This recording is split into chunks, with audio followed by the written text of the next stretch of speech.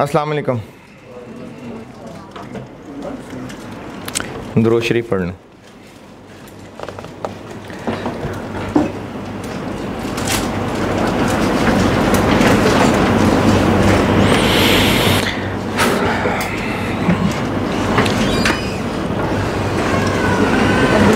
एक सवाल किया था पूरा, बाकी हस्बे तौफीक खुद ही कर लेना था। चलें, अगर किसी ने किया है और उसमें कुछ पूछना है तो दफ़ा करें, बस रात गई बात गई, ख़त्म करें, बस आगे चलें।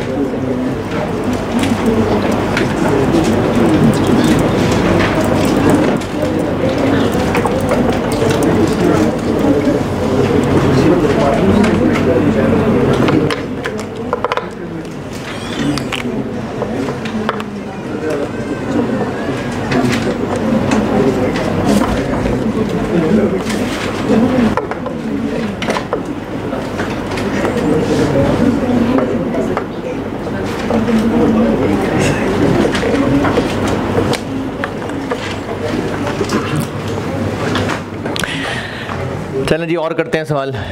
ऑटम 2020 पढ़ लें।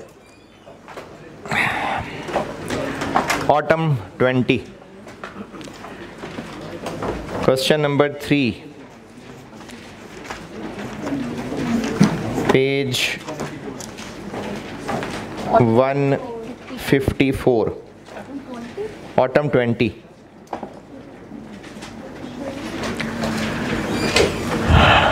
क्वेश्चन 3 है ऑटम 20, फ्रांसिस्को।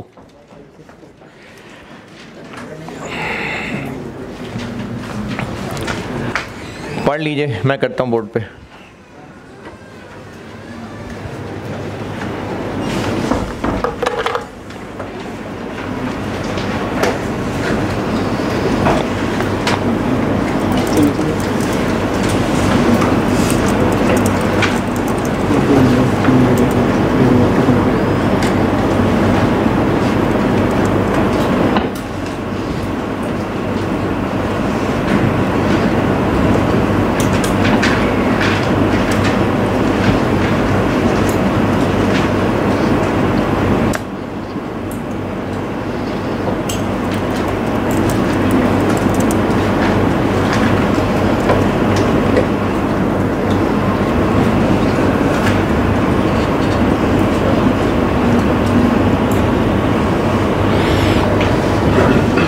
पढ़ लिया सवाल इतनी जल्दी?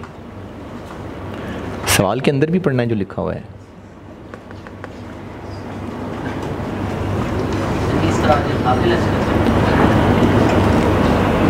नहीं, एक और प्रैक्टिस, प्रोसेस मिक्स वाली एक प्रैक्टिस और कराऊंगा।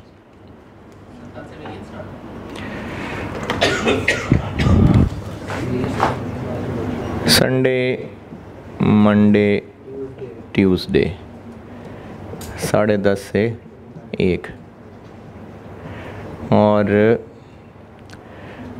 कल एक क्लास इसकी और करा के तो 1, 2, 3, 4, 5 को क्लासें वेरिएंस की करा दूँ।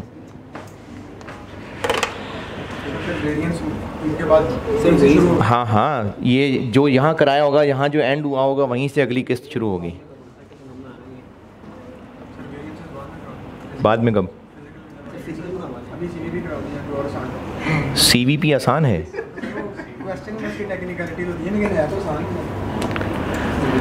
सवाल पढ़ लें।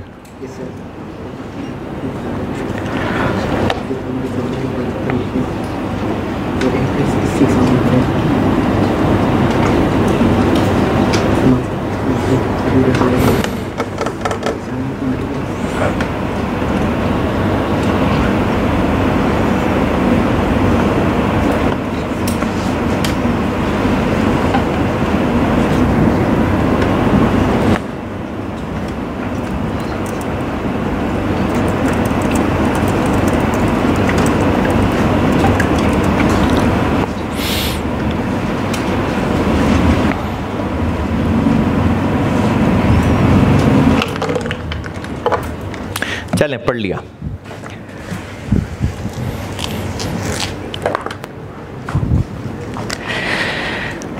अच्छा, ये सवाल मेनली मैं करा रहा हूँ लास्ट पैराग्राफ की वजह से, बड़ा ही खूबसूरत पॉइंट है, वरना पार्ट बी, पार्ट सी यही नॉर्मल जैसे इस चैप्टर के बाकी सवाल हैं वैसे ये भी है।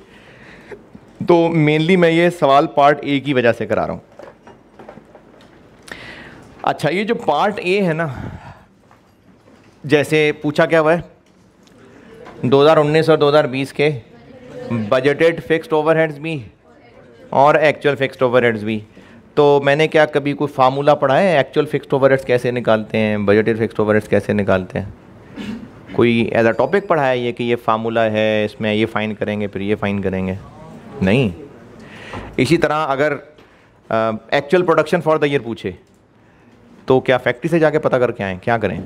कोई फार्मूला है एक्चुअल प्रोडक्शन का? तो जो इस तरह की इंफॉर्मेशन है ना, जो गिवन ही होनी बनती है, ये आपसे अगर सवाल में कैलकुलेट करने को कह रहे हैं तो वो कोई पहेलियां बनाई हुई हैं। अब इसके लिए कोई ऐसा फॉर्मेट नहीं है कि मैंने कोई फॉर्मेट बताया होता इस तरह के सवालों का तो ही ये पार्ट ए बच्चों ने करना था। तो इस तरह के ना अजीब अजीब मुश्किलों से डरना नहीं है, ये सोच के कि सर ने तो ऐसा कभी कोई सवाल ही नहीं कराया जिसमें एक्चुअल फिक्स्ड ओवरहेड निकालने हो। तो इन पहेलियों को सॉल्व करने का हिंट बता रहा हूँ। अगर पुलिस ने किसी क्रिमिनल को पकड़ना है, पता नहीं भागा हुआ है, फरार हुआ हुआ है, तो क्या करें भाई? हैं? ट्रेस करें। कहाँ ट्रेस करें? हैं? बालों से ट्रेस करें? क्या मतलब बालों से ट्रेस करें? हैं? पाकिस्तानी पुलिस, चलो नहीं हो, नहीं कैमरे में नहीं आया है। हाँ, जानने वालों से। अच्छा, अब जब छापे मारेंगे तो जानने वालों के घरों पे मारें, तो मतलब जानने वाले दोस्त यार, जहाँ वो हुआ करता था, जहाँ जहाँ उसका आना जाना था, जिन जिन अड्डों पे होता था, तो वहाँ छापे मारेंगे। तो अगर आपसे सवाल में कोई इस तरह की चीज़ पूछ ली है कि एक्चुअल फिक्स्ड ओवरहेड, तो ये कोई फार्मूला थोड़ी है, ये तो बस इन्फॉर्मेशन गिवन होनी चाहिए थी। अच्छा, मैं ना कोई नया काम नहीं बताने लगा, ये काम हम पहले भी कर रहे हैं। क्वांटिटी स्केड्यूल में कभी क्या फाइंड कर रहे हैं, कभी क्या फाइंड कर रहे हैं। तो कैसे कर रहे हैं फाइंड? बैलेंसिंग करके ही ना। तो ये काम पहले भी कर रहे हैं, कोई बहुत नया काम नहीं बता रहा। तो इसमें फिर आप लोगों के पास हिंट ये है कि जो सवाल में रिक्वायर्ड है, देखें सवाल में ऐसा क्या क्या बताया हुआ है जिसके फार्मूलों में ये इस्तेमाल होता। नहीं समझ आई?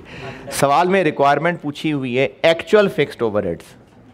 अब देखें सवाल में ऐसा क्या दिया हुआ है जहां एक्चुअल फिक्स्ड ओवरहेड्स का आना जाना है?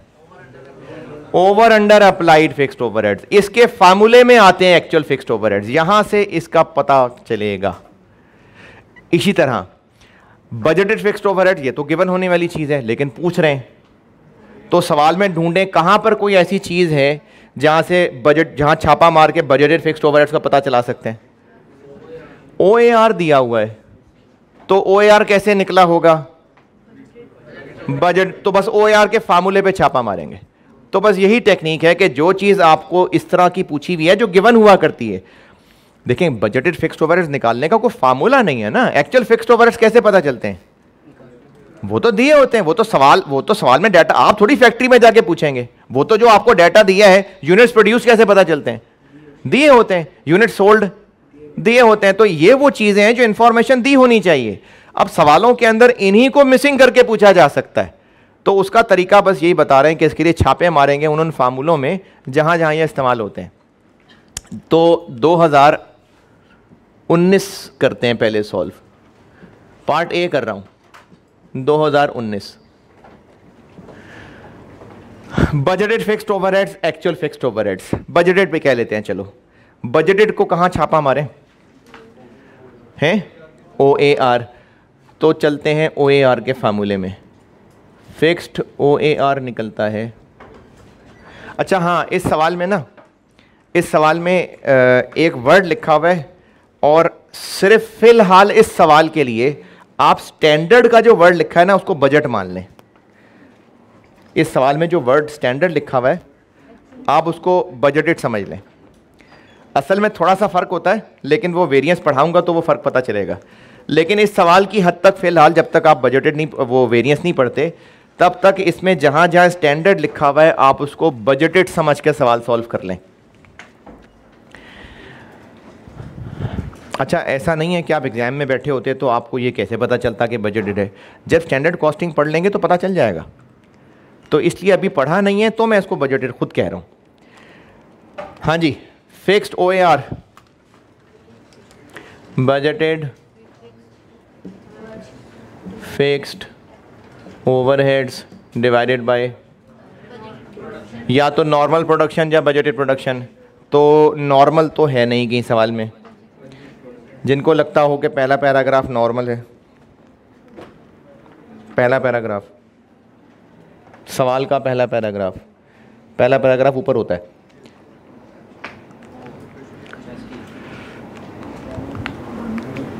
हाँ जी, ये टोटल कैपेसिटी है।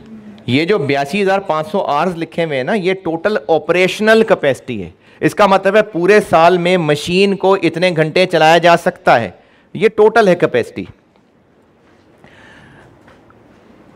जाग रहे हैं ना? ये चैप्टर क्या आसान है, मुश्किल है, बकवास है? बकवास है। चलें फिर ख़त्म करें जल्दी जल्दी इसको। बजटेड या नॉर्मल? नॉर्मल चूंकि सवाल में नहीं है तो इसलिए बजटेड।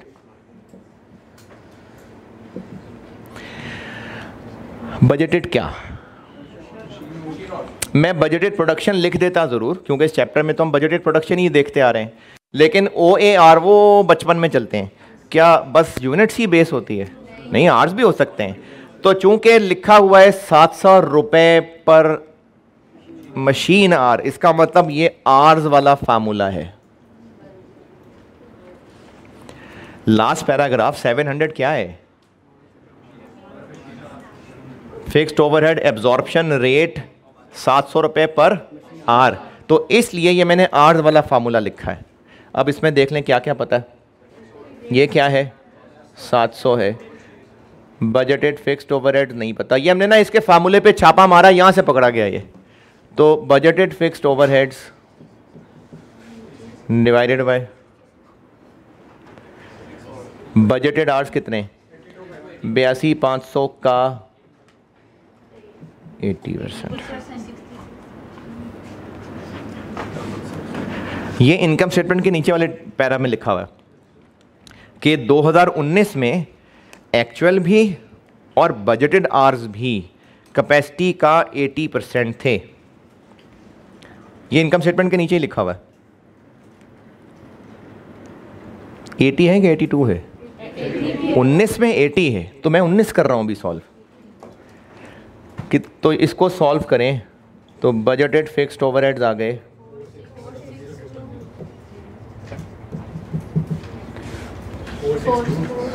46200। ये एक रिक्वायरमेंट मिल गई।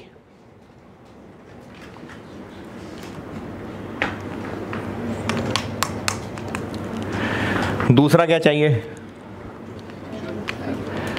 दूसरा क्या रिक्वायर्ड है?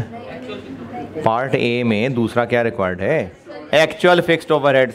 अब इसके लिए कहां छापा मारे? अंडर ओवर अप्लाइड के फार्मूले में। तो अंडर ओवर अप्लाइड का फार्मूला होता है अप्लाइड फिक्स्ड ओवरहेड्स, इसमें से माइनस करते हैं एक्चुअल फिक्स्ड ओवरहेड्स, तो फिर आंसर अंडर या ओवर अप्लाइड आता है।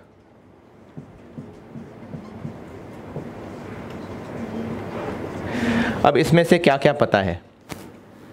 2019 में क्या थे?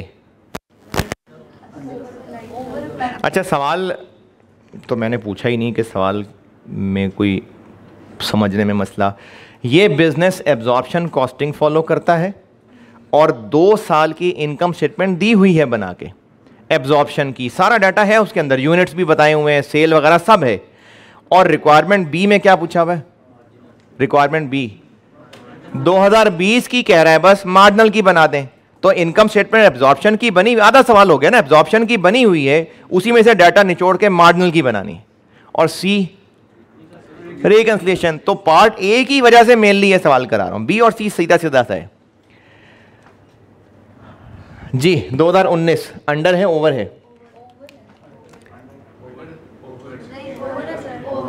2019 ओवर है कितना?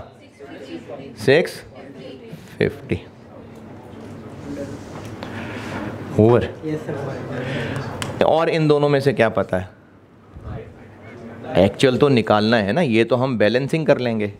अप्लाइड, अप्लाइड कैसे निकालें भाई? OAR per unit into actual production. तो कहाँ है एक्चुअल प्रोडक्शन? 2019 देख रहे हैं हम।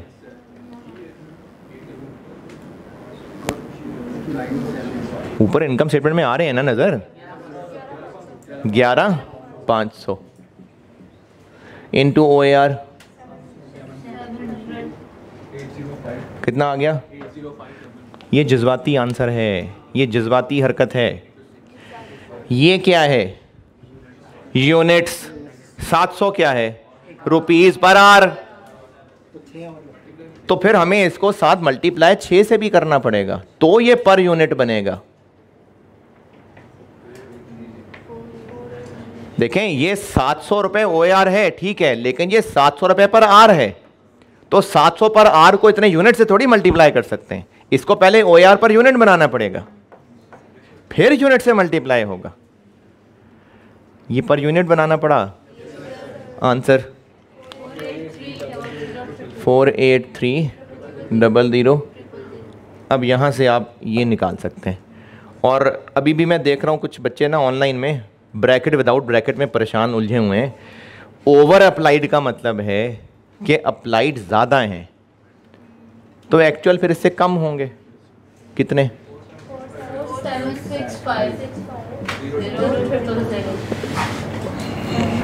ये 2019 सॉल्व हो गया।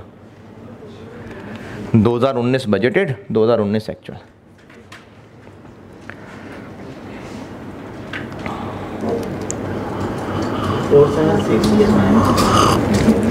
पता नहीं, मैंने तो सुनी सुनाई बात पे यकीन किया है। ये सही नहीं है? ये ठीक है?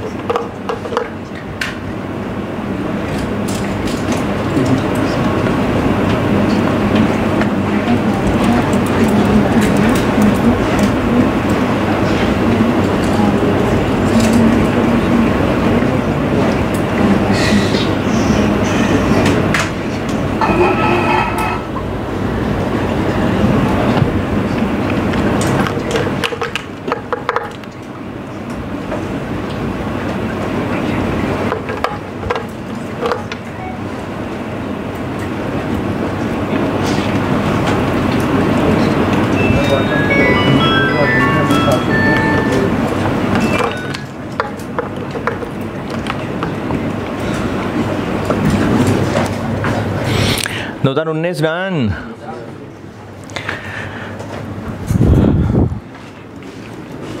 ये जो मैं इधर बात बता रहा था कि कहाँ किधर छापे मारने, ये बात तरीका समझ आए? क्योंकि ये वो चीज़ें, ये तो स्टेट गिवन होनी चाहिए।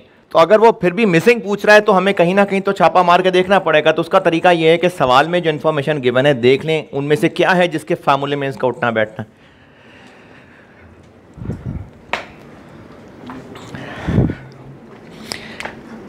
2020 करते हैं। अच्छा, 2020 में अब जो मैं आपको बताऊंगा ना, हो सकता है आपको लगे कि सीधी सी बात थी, आप इतना घुमा फिरा के क्यों बता रहे हैं, तो सीधी सी बात थी ये तो वो मैं इसलिए घुमा फिरा के इतना बता रहा हूँ कि जिनको सीधी सीधी बात लगे हो सकता है वो भी तुक्के से सीधा सीधा कर जाएं, लेकिन हर बार तो तुक्का नहीं लगेगा, तो इसलिए मैं ज़रा गहरा करके ही बता रहा हूँ।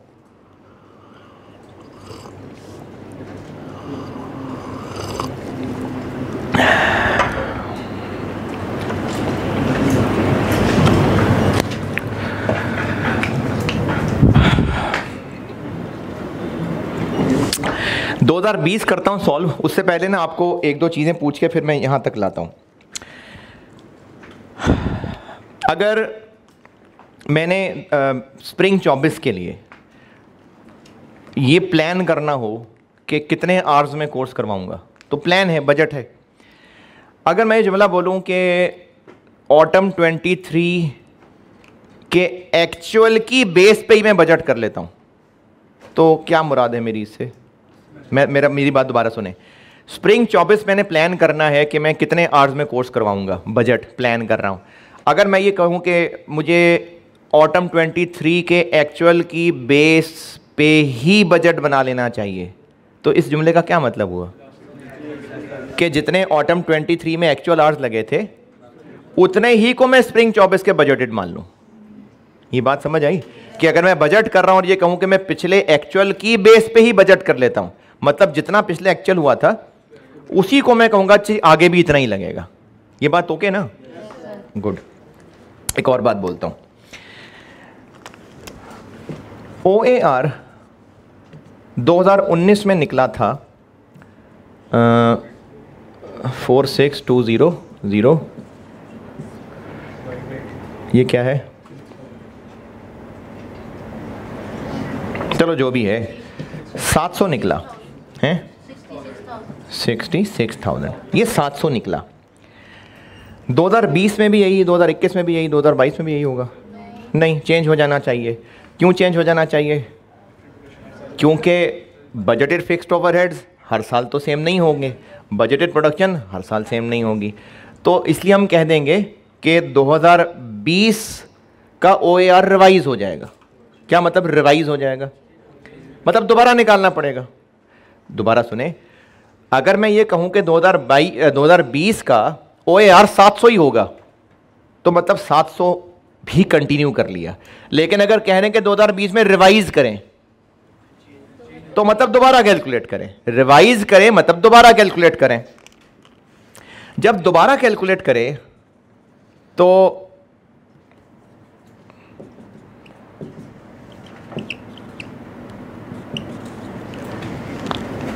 हो सकता है ये भी पिछले साल से चेंज हो, न्यूमरेटर डिनोमिनेटर। हो सकता है ये भी चेंज हो सकता है कोई एक चेंज हो। अगर 2019 का OAR था 700 और ये कहा जाए कि 2020 में भी 700 ही चला लें, तो फिर तो 700 2020 में भी चल जाएगा। लेकिन अगर कहा जाए कि 2020 में OAR को रिवाइज करना है, तो क्या मतलब है रिवाइज करना है? 2020 में फिर से कैलकुलेट करना है, और फिर से कैलकुलेट करना है तो हो सकता है न्यूमरेटर पिछले से डिफरेंट हो सकता है डिनोमिनेटर डिफरेंट हो सकता है दोनों डिफरेंट हो सकता है ना। अब इस सवाल का जो खूबसूरत तरीन जुमला था वो पढ़ाता हूं। लास्ट पैराग्राफ में लिखा हुआ है कि दूसरा सेंटेंस पढ़ रहा हूं, FL revises it's fixed OAR for each year. यहां तक रुक जाते हैं। क्या मतलब हुआ? कि हर साल नया कैलकुलेट होता है on the basis of prior years actual fixed overhead expenditure. अब ये मैंने दोनों बातें जो बताई थी वो दोनों जोड़ता हूं। OAR रिवाइज होता है यानी हर साल दोबारा कैलकुलेट होता है, और वो जो आगे बात कर रहा है वो इसका जिक्र कर रहा है कि इसका न्यूमरेटर का, यानी इसको चेंज करने की बात कर रहा है। इस जुमले में कम से कम इसको चेंज करने की बात कर रहा है। और क्या बात कर रहा है चेंज करने की? कि प्रायर ईयर के एक्चुअल की बेस पे रिवाइज कर देंगे। इस जुमले का मतलब यह हुआ कि 2020 के बजटेड फिक्स्ड ओवरहेड्स वो होंगे जो 2019 के हमने एक्चुअल निकाल लिए थे। ये निकल आया बजटेड 2020 का। 2019 और 20 बजटेड और एक्चुअल मांगे थे ना, ये 20 का बजटेड है। ये लास्ट पैराग्राफ की अंग्रेजी दोबारा पढ़ लें और देखें बात समझ आती है या नहीं।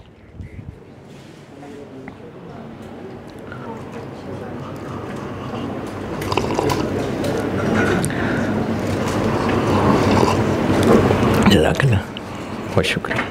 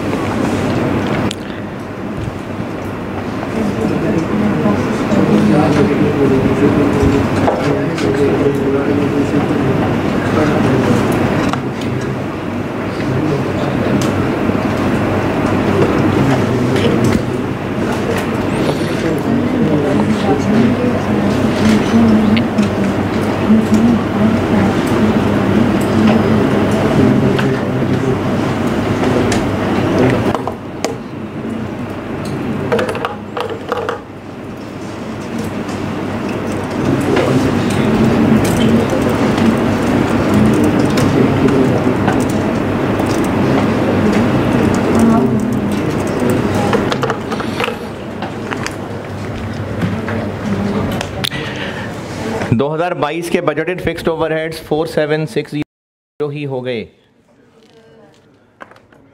तो ये तो आंसर आ गया।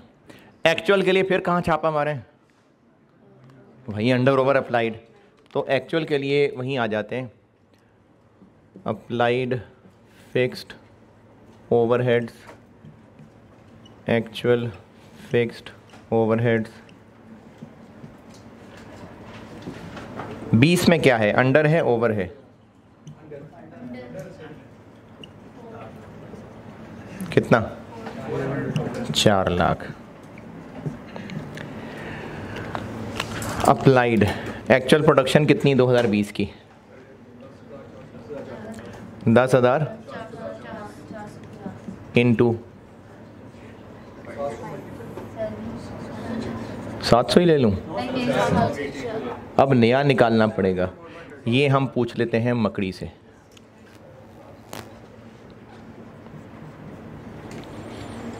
हाँ जी, बजटेड फिक्स्ड ओवरहेड्स ये वाले 47650 डिवाइडेड बाय बजटेड प्रोडक्शन 82,500 का 82%, 704.36। 704 से भी कर सकते हैं सवाल, लेकिन चलो 0.36 लिख लें।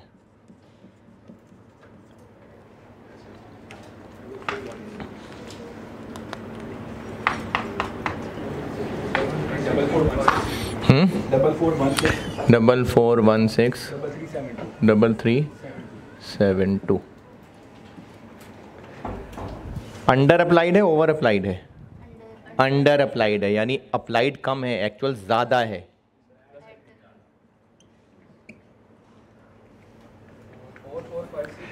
फोर 4563 ये एक्चुअल निकला है। ये है पार्ट ए।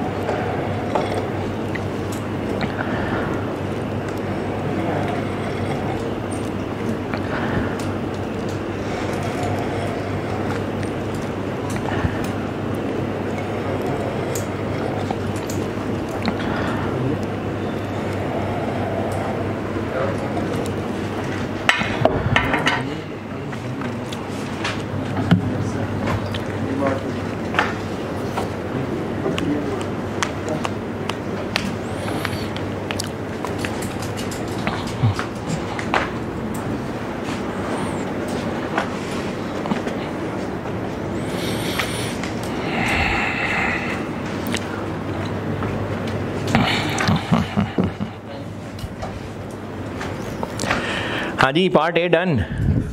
चलें, अब उसके बाद तो बस इनकम स्टेटमेंट ही बनानी है। होमवर्क कर लेंगे? हाँ जी,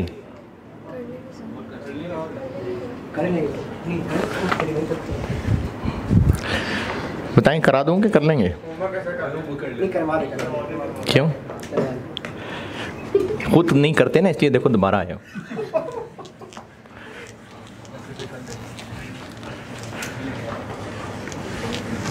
जी जी, जो हम बजट की जगह नॉर्मल लेते हैं, दोनों दिए तो फिर बजट। नहीं नॉर्मल कहा था मैंने, नॉर्मल लिखा भी हुआ है मैंने। नॉर्मल, बजटेड और नॉर्मल दोनों में से नॉर्मल प्रेफर करते हैं, क्योंकि नॉर्मल उन्होंने निकाला ही इसलिए हुआ है कि नॉर्मल ले रही होती है मैनेजमेंट। रीज़न है ना कि पर यूनिट कॉस्ट में फिक्स्ड OAR लेते हैं, तो उसको ज़्यादा नॉर्मलाइज करने के लिए, हर साल डिफरेंट फिगर ना हो, तो नॉर्मल प्रोडक्शन यूज़ करते हैं डिनोमिनेटर में। कर दूं? चलें जी, कर देते। पार्ट बी, इनकम स्टेटमेंट 2020 की बस।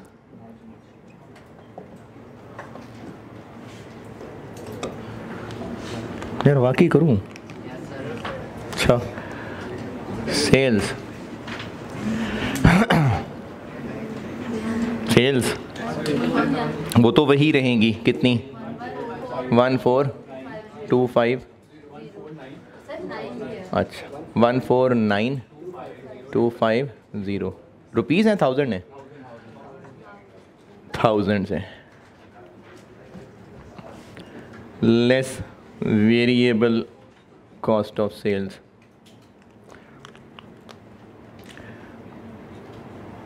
Opening finish goods, cost of goods manufactured, closing finish goods. ये काम ना स्प्रिंग 22 वाले में मैंने कल समझाया था। कॉस्ट पर यूनिट तो हम नहीं निकाल रहे, डाटा ही नहीं है, लेकिन एब्जॉर्प्शन की फिगर्स हैं, उनको मार्जिनल में कन्वर्ट कर सकते हैं। कैसे? ना ना ना, उन अमाउंट्स में से फिक्स्ड पोर्शन निकाल दें तो पीछे मार्जिनल की फिगर्स रह जाएंगी।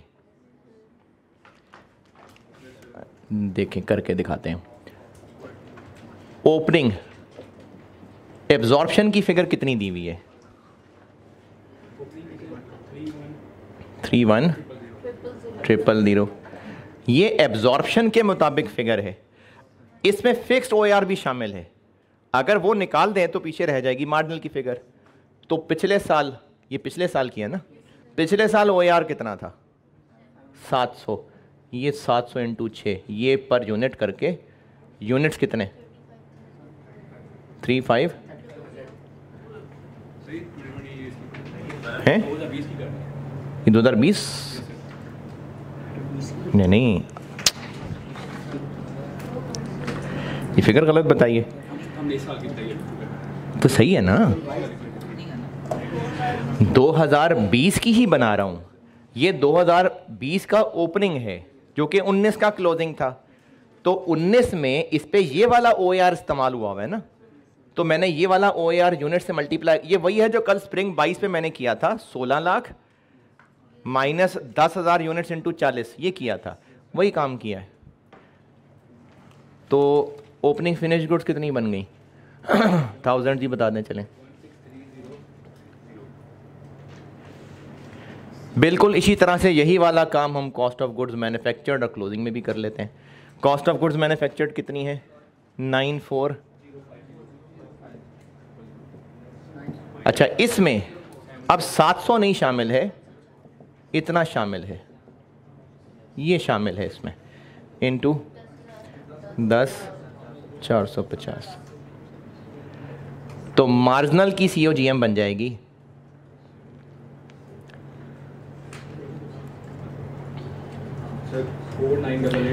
4988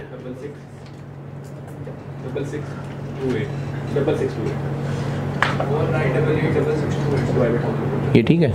4988 क्लोजिंग 36। 5 है, F को है, नहीं बताया, आसानी किस में है? तो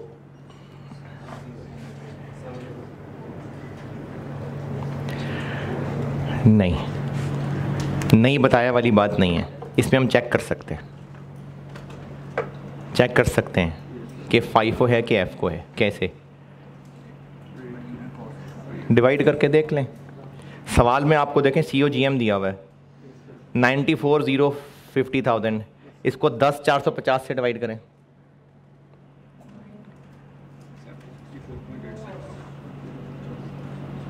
$9,000 आ गया। इसी तरह 36,000 को 4,000 से डिवाइड करें, क्या पता चला कि 5 है। नहीं समझ आई? आपको जो क्वेश्चन में डाटा दिया हुआ है COGM और क्लोजिंग स्टॉक, इन दोनों की पर यूनिट कॉस्ट निकाल के देखें। अमाउंट भी दी हुई है, देखो यूनिट्स भी दिए हमें, तो दोनों की सेम 9,000 बन रही है, इसका मतलब 5 है।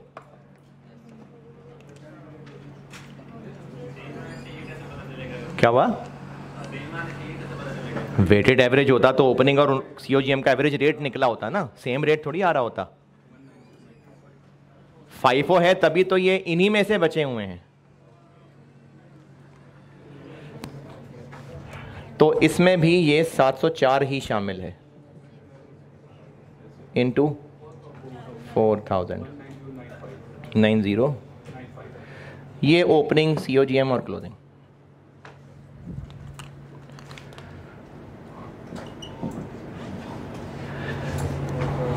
सोलह 300 49887 19095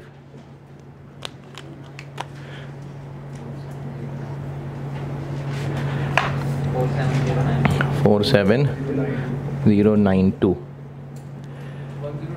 102158। ग्रॉस कंट्रीब्यूशन आ गई। इसमें से क्या लेस होगा? तो सवाल में कहीं वेरिएबल सेलिंग एक्सपेंसेस बताए, बस सेलिंग एंड एडमिन लिखे हुए हैं, तो इनको क्या फिक्स मान लें वेरिएबल मान लें? सेलिंग एंड एडमिन बस फिक्स्ड ही हैं फिर, तो ये जस्ट कंट्रीब्यूशन आ गई बस। यही ग्रॉस है, यही नेट है। इसमें से लेस FOH कितने?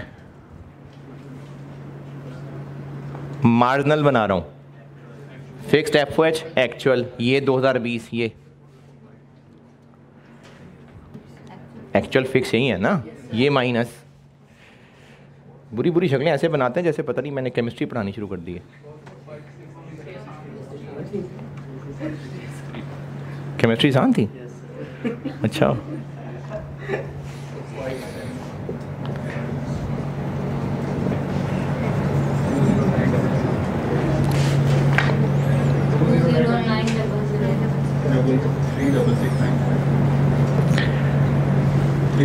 Three double six 95। ये आ गया नेट प्रॉफिट। ये हो गया पार्ट बी।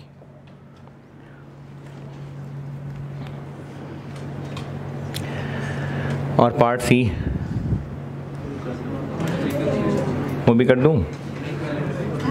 एब्जॉर्प्शन का प्रॉफिट,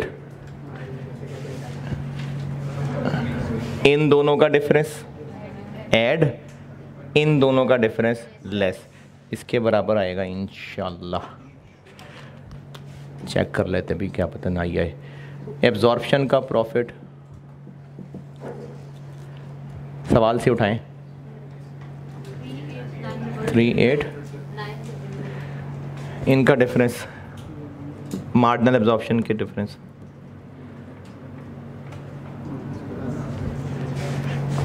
14,700 और इनका डिफरेंस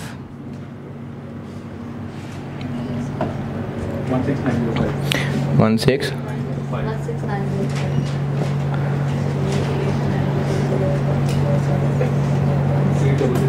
366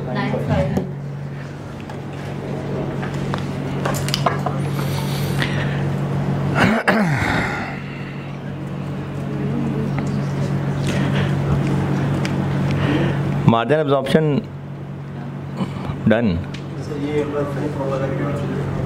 कि कैसे पता FIFO है? अगर FIFO है तो क्लोजिंग स्टॉक नए में से बचा होगा।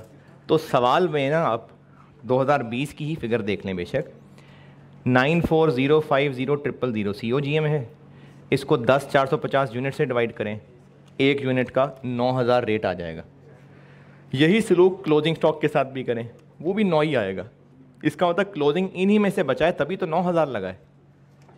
वरना अगर वेटेड एवरेज होता तो क्लोजिंग तो फिर ओपनिंग और COGM के एवरेज से निकला होता है। अगर F को होता तो वो इसलिए F को नहीं है क्योंकि आप नहीं कर सकते थे, तो इसलिए नहीं है F को। नहीं, हमारे लेवल पे नहीं है, इन्फॉर्मेशन की कमी है ना। फिर इन्फॉर्मेशन होनी चाहिए थी पूरी, यानी मार्जिनल की फिर इन्फॉर्मेशन होती।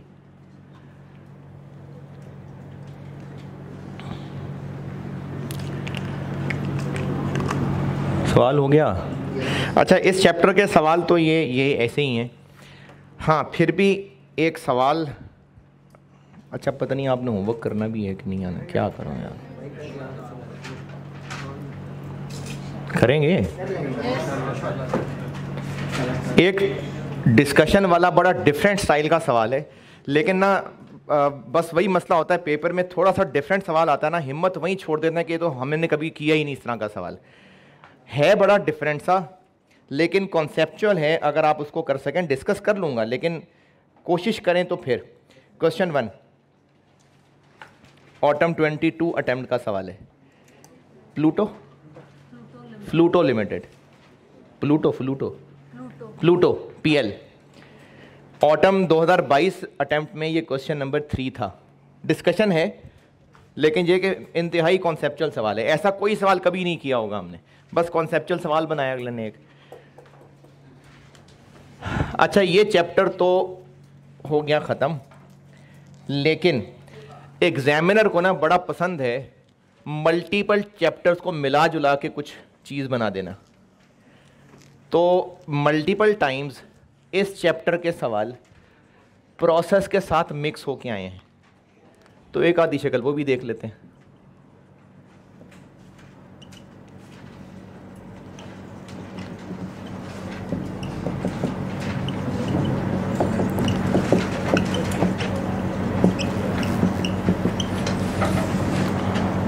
इस पे भी कुछ जोर आजमाई कर लेते हैं। इस चैप्टर का सवाल है, लेकिन प्रोसेस का डाटा है,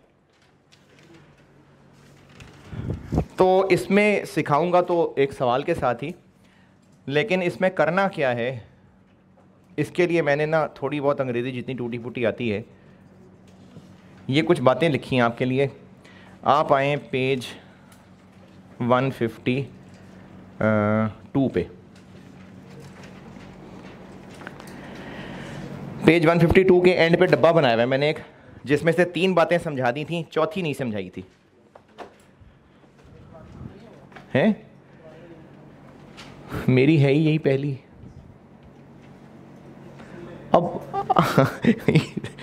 58 क्लासें गुजर गई हैं यार।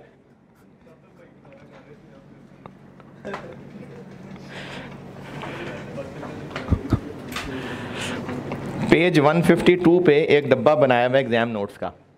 इसमें चौथा पॉइंट मैंने लिखा हुआ है, लेकिन पहले मेरी बात समझें।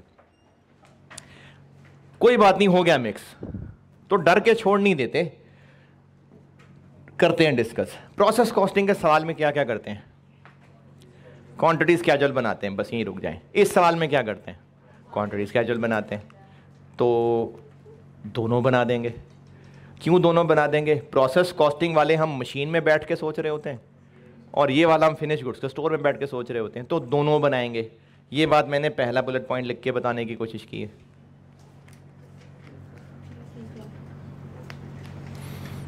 ठीक है, बस डबल सवाल हो रहा है बस। अच्छा, फिर हम आगे प्रोसेस कॉस्टिंग वाले सवाल में क्या करते हैं? ईपी बनाते हैं, बनाएंगे ईपी। आगे चलें, फिर क्या करते हैं? फिर हम निकालते हैं कॉस्ट पर यूनिट, वो तो इस चैप्टर में भी निकालते हैं। तो अब क्या करें? वो फिनिश गुड्स की निकालते हैं। अच्छा, अगर इस चैप्टर में प्रोसेस मिक्स होगा ना, तो वो आखिरी वाला प्रोसेस ही होगा शायद, क्योंकि उसके बाद ही तो इनकम स्टेटमेंट की शक्ल बनेगी। प्रोसेस 1 का सवाल नहीं इसके साथ मिक्स होगा। क्यों? क्योंकि सेल ही नहीं हुई अभी, तो इसलिए सेल होनी है, कॉस्ट ऑफ सेल होनी है, तो ये सवाल अगर मिक्स हुआ भी तो यकीनन लास्ट प्रोसेस के साथ मिक्स होगा। तो अब आखिरी प्रोसेस है, चले। तो कॉस्ट पर यूनिट हम प्रोसेस में भी सीखते थे, यहाँ भी सीखते हैं, तो अब क्या फ़र्क पड़ेगा? या डबल डबल कर रहे होंगे? जैसे प्रोसेस में करते थे ना, वैसे ही करेंगे। कॉस्ट पर यूनिट हम बस एक ख्याल ये रख लेंगे कि ये जो हम लोग P1 कॉस्ट और कन्वर्जन कॉस्ट निकालते हैं, अब हम कन्वर्जन के 2 कॉलम बना लेंगे। डिनोमिनेटर कन्वर्जन वाला ही होगा, ईपी P1 कन्वर्जन ही होगा, लेकिन पर यूनिट कॉस्ट निकालते हुए कन्वर्जन वेरिएबल, कन्वर्जन फिक्स्ड अलग अलग बनाएंगे। क्योंकि अब हमने कल अलग अलग करना होता है इनको, ये फर्क पड़ेगा। अच्छा, पर यूनिट कॉस्ट का आंसर निकाल लिया आपने। अब जो आंसर निकाल लिया ना, ये मार्जिनल के लिए, ये एब्जॉर्प्शन के लिए, तो सॉल्व प्रोसेस की तरह ही करेंगे, बस सिर्फ कन्वर्जन को फिक्स्ड वेरिएबल में तोड़ लेंगे और इसी को मार्जिनल और एब्जॉर्प्शन के लिए इस्तेमाल करेंगे। वो फिर सवाल सॉल्व करके दिखाऊंगा तो ही ये नजर आएगा। ये मैंने टूटा फूटा बुलेट पॉइंट 2 में लिखने की कोशिश की है।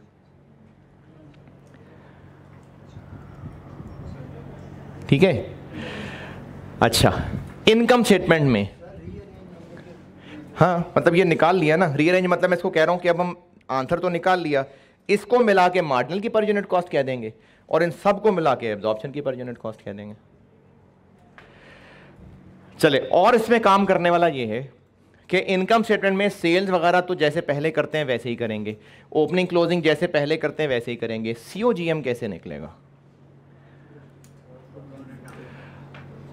जो प्रोसेस कॉस्टिंग में, स्टेटमेंट ऑफ इवैल्यूएशन में हम कॉस्ट ऑफ कंप्लीटेड यूनिट्स निकाला करते हैं, वो सीओजीएम होगा। ये मैंने तीसरे बुलेट पॉइंट में लिखने की कोशिश की है।